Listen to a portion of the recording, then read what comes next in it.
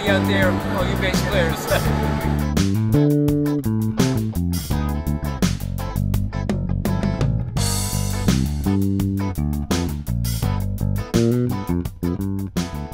Danny Gottlieb and I go very far back to the early Miami days in the early 70s. He was a student there and I was a student there. And I was a student there, not in the early 70s and though. John, you were a student there, and a lot of great players have come out of that. And Jaco was there when I was there as a sort of adjunct faculty during a summer course Jaco taught, and I was able to study with Jaco, which was an amazing experience for me. What did you learn from Jaco that you still remember today, that you still incorporate into your playing or your musicianship? A lot of people ask me what did I study with him, and some very specific things. We worked on major and minor scales, all up and down the full neck, major, minor, and diminished arpeggios that are part of the diatonic scales. And not only that, but what impressed me was Jaco's intensity, which everybody knows of, but that he was, you have to understand, I was studying or in the presence of an innovator. Nobody had played harmonics on the bass before. Nobody played with quite the virtuosity that Jaco did. It took the bass to a point, so I was sort of in awe of it all, but also very inspired by being with him at those moments and feeling the energy. And I remember after a lesson with him, I would practice, for a couple weeks, just 8 hours a day non-stop, because he had so much energy and was such a strong musical force. And I think what I got most out of it was his originality and the importance of having your own sound and being original, because you hear one note of Jaco and it's Jaco. You could have 50 fretless bass players play, but you listen to Jaco and there's no mistaking it, and it's like he would say, it's all in the hands and all in the concept. And Jaco had the concept, and he was also an amazing composer, and he brought that music into the instrument and he projected that. And Jaco could play great piano. He was an amazing drummer. He grooved hard. Everybody knows T-Town, he played the drums on that. So just his presence was so strong, and he was playing with Ira Sullivan, the great multi-instrumentalist that John, you know of. You probably played with him in Miami. Every Monday night. Yep. In a church in Miami. Yes, I played at the same church. Yeah. I don't remember it, but it was a great experience, and it was great in Miami, and it was a great melting pot. Pat Metheny was there. We played a lot, which Danny Gottlieb and I played with Pat in Miami, and that eventually went on to become the Pat Metheny group, the original, I want to say, incarnation of it. Will Lee was in that generation of Miami folks, wasn't he? Absolutely. Will Lee's father was the dean of the School of Music. Yeah, I remember him well. And I were there. We're the same age. And Will was actually a French horn player originally. Yeah. And he played bass. I was a trumpet player, and I switched over to bass. So, but I knew Will and played in small groups with Will at the university, where he was a bass player and I was a trumpet player. It's so funny. Yeah. But I carried a lot of the trumpet melodic playing into bass playing, and I had some great teachers there.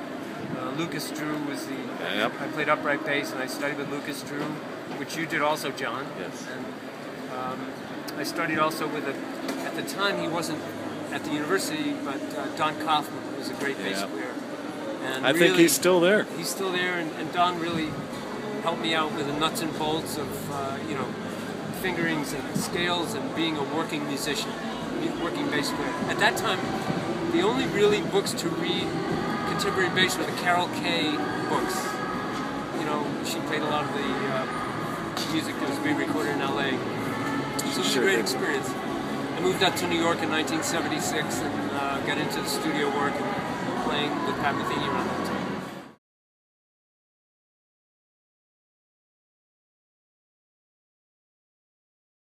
Well, you're known for playing a lot of fretless. I know you play fretted, and you mentioned you play upright, which I think most people are not aware of. But going back to Jaco for a minute, is he part of the reason that you were inspired to pick up the fretless, or do you think you were headed that way anyway? I was headed that way anyway. Before I met Jaco, I was playing upright and a Fender Precision.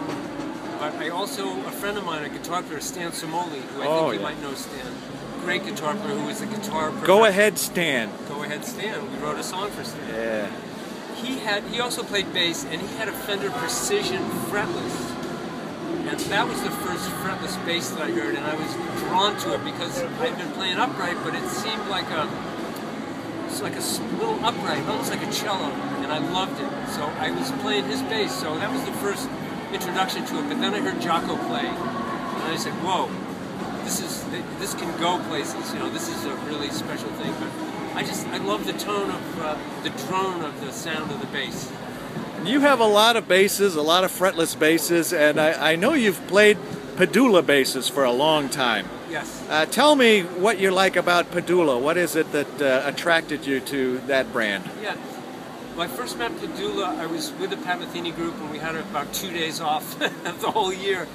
And I needed some work done, and Tim Landers, a great bassist, told me that I should go to Mike Pedulla to have some work done. At that time, I had a Precision fretless.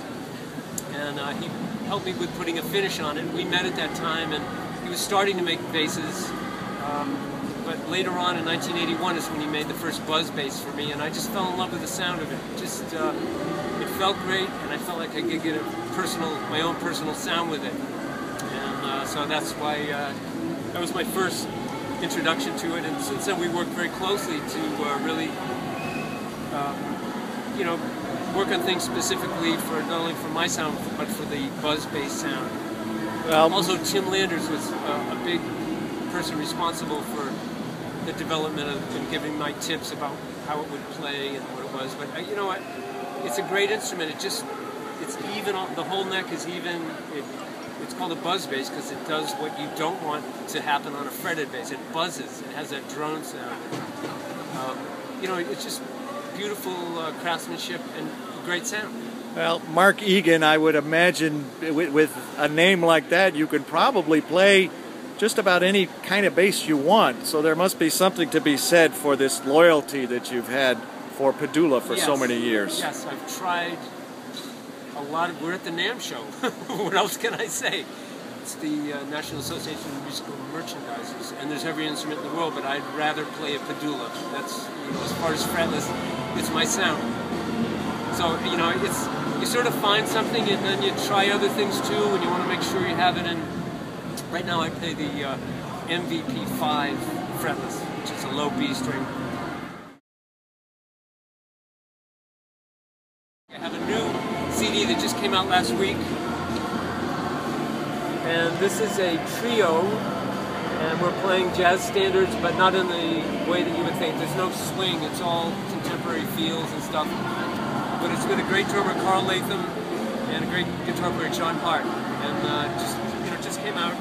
My new record, also to plug, I don't have a name for it yet, which is the one that I just recorded last week. It's about, could be a double CD, it's about 15 songs. And I spent the last year composing and writing for it, but my goal is to do a record a year now. That's what I'm shooting from.